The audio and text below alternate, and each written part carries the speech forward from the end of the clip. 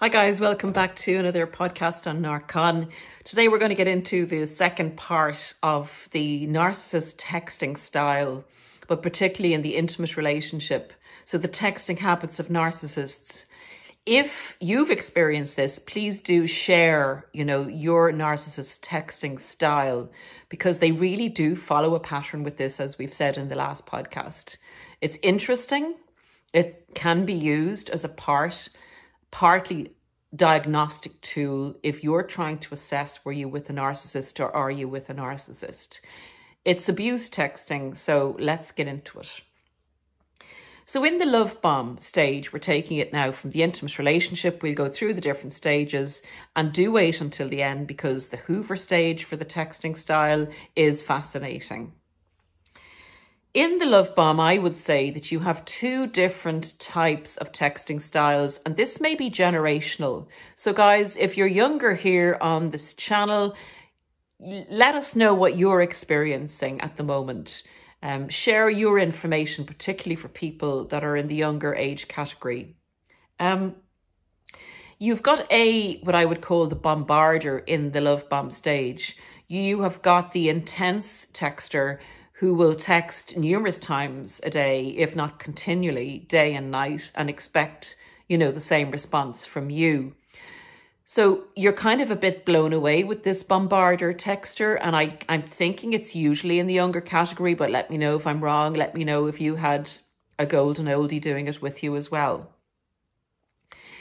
The effect of this constant contact with you does make a lot of people feel quite secure, in that they're not kind of putting themselves out there. This person is coming towards them, and it gives a sense of security, particularly if you've come out of a bad relationship and you're feeling a bit shaky about getting involved with someone again. Unfortunately, this is often the style of the narcissist, so just be aware of that. So you'll feel maybe a sense of security and not having for you to reach out too much. And the other thing that it does to you when you get a bombarder narcissist texting you is that you feel you must have something special going on here, that this person really thinks you're the bee's knees, and it's a pretty amazing feeling. So it's very intoxicating, this style of intense texting. It's very unhealthy, so be very careful of it. A normal, healthy person doesn't do this, not even if they're totally into you. They will take their time and give you time to make sure that you're happy getting into this relationship. Now, the B person I have here is the more experienced narcissist who can read a room, who can read you and know that if they bombard you with texts that you will back off. And if they do start to kind of come on a little strong and you back off, they will back off accordingly and kind of bring it back even a little bit further. So that's what I would call either a clever younger texter or an experienced narky older texter who is reading you and is not going to mess this up. They're going to catch you. I would liken it to nearly fly fishing. They have a technique for, shooting that, I'm not a fisher, but shooting that rod out and reeling it in slowly to catch the fish. So that's the way a narcissist texts in the love bomb, in my experience. The second thing they would do in the love bomb is they're mainly consistent with their texts, whatever their style is, because they want to build up a pattern of security within you, to attach you quite securely, to use the consistency when they're inconsistent to see what reaction they get from you. So they're building up a pattern, they're looking at your responses, and you are probably coming back to them quite consistently. What they will do then towards the end of the love bomb, if they want to give you a little shock to see how hooked you actually are, and it's a very easy technique via texting, they psychologically analyze you with this. They will maybe not text you for a day after texting you in the morning and the evening for 2 months. And you'll be, and you will miss them. you will miss that constant, you know, habitual contact that was making you feel loved and secure, and you looked forward to getting that text. So dependent upon your reaction, if you go back and you start texting them more, or you ask them questions as to, is everything okay? Then they gotcha. That is as, I suppose, abusive, you could say, as they get with their power over you or control over you to take you to the next stage. And imagine they get that by texting and texting styles. So be aware if that happens. If there's a break in consistency and then you're the one that's texting them more, back off and see it as a red flag. That's not a healthy person being inconsistent. Or otherwise it could be a person who's just losing interest, but it's a strange one not to have a dialogue about it and to just not be there. Okay, yep, they're waiting for your response times as well. If you text a narcissist in the love bomb stage immediately after they send the text and they don't actually kind of follow with that style, they'll know that you're pretty well in there. In the devaluation stage, the texting style changes. Now, you may be living with them and they're not going to be obviously texting you as much during the day. They'll be using other techniques to control you. But the texting style in the devaluation stage is usually much less. They're not going to text you as much, obviously. They're going to probably also have more brief texts with you. They're going to be quite unresponsive in relation to letting you know how they feel. Sorry, there's a lot of activity going on there in the background. Someone's really enjoying having a good back scratch. Apologies for anyone on a podcast, just interrupting there in relation to the activities of Remy, my dog. Okay, getting back to this. Yeah, it'll be briefer, kind of nondescript text like, yeah, no, sure, yeah, this kind of stuff will go on. Or they won't text you back. There'll be hours will disappear before they text you back.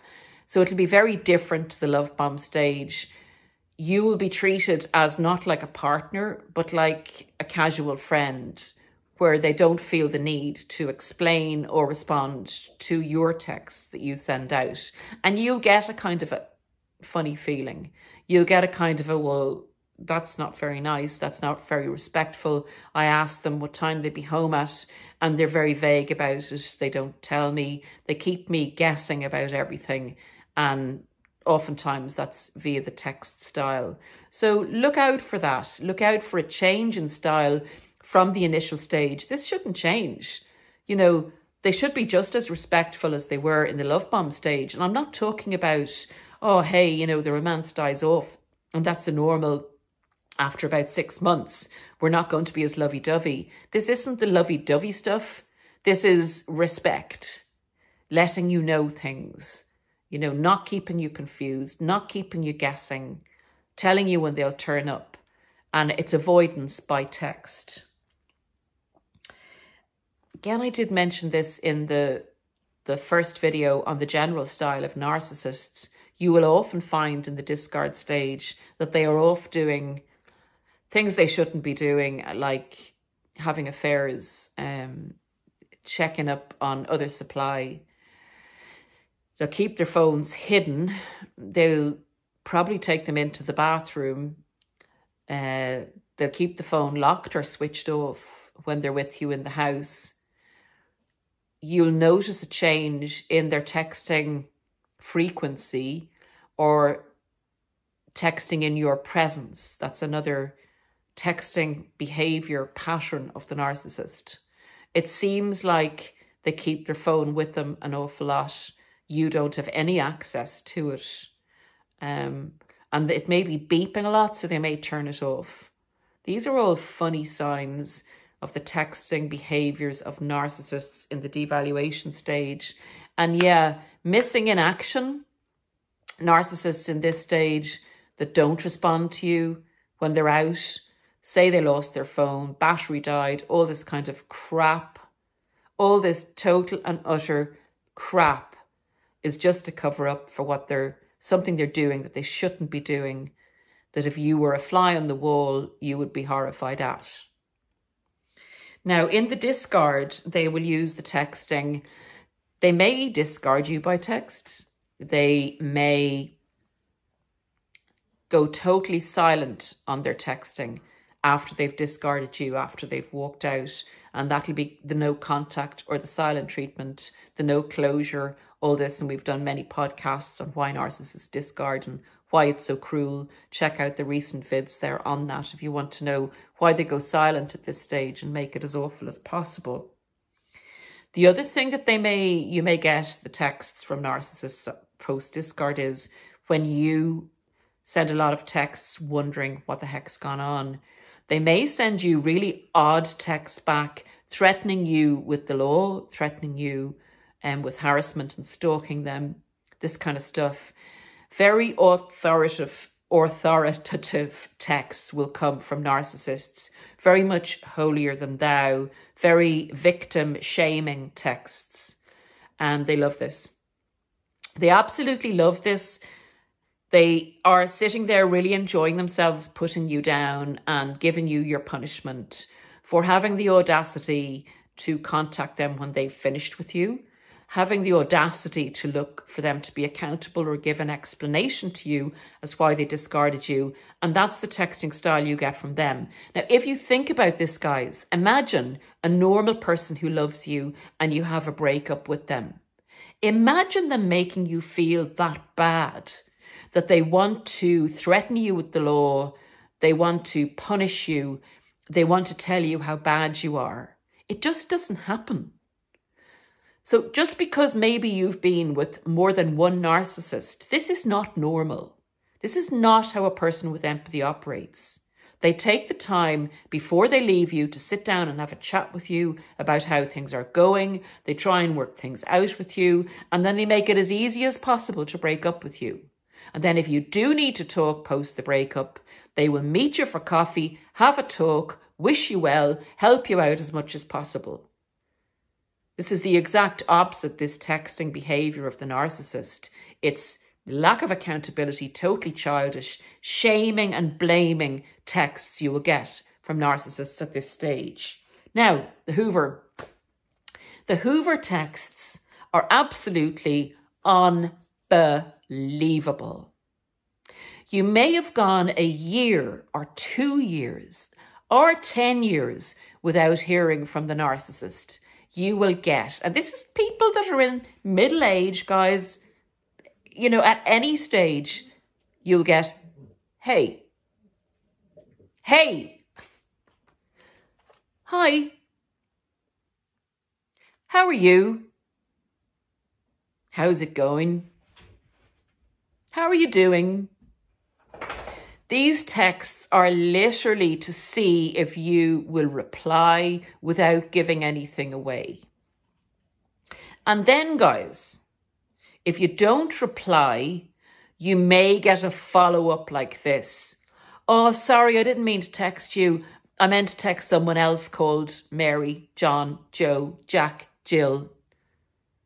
Didn't realise you were still in my phone.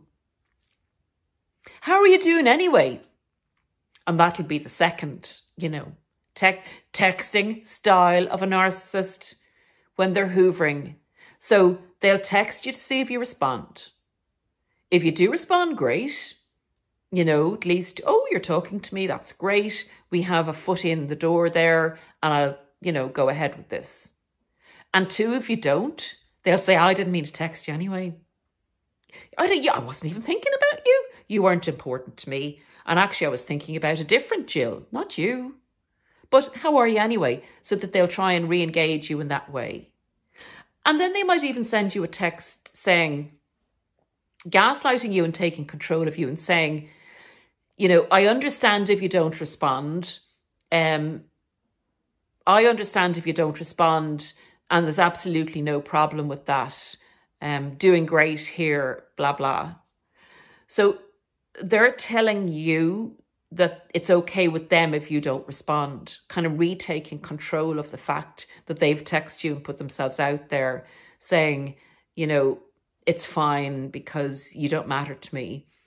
And I have things are going great for me. And, you know, you take care of yourself. They will do whatever. I would call these Hoover texts control checking. Also the fact that the text has got through means you haven't blocked them. That tells them something else. And the texts are triggering in that it's so annoying that they would just say, hey, after what they've put you through as if nothing happened. And then when they come back with something else, if they've texted you 2 or 3 times and you haven't responded, you nearly feel like saying, don't text me again. And then they'll come back with something else, but that's opened up a discourse. So I'd call them triggering and baiting texts. But if you think about it, what person actually sends you, hey, how's it going? What adult does that after having, say, being married to you or in the, you know, it's just mind-blowing, guys. So these are kind of the behaviours, the patterns that narcissists use in texting in an intimate relationship. You can nearly plot it as you go along. So guys, if these texts have happened to you, please let us know in the comments. Don't forget to subscribe, hit the notification bell if you'd like to be informed of posting every 2 weeks on this channel. Take care. Bye for now.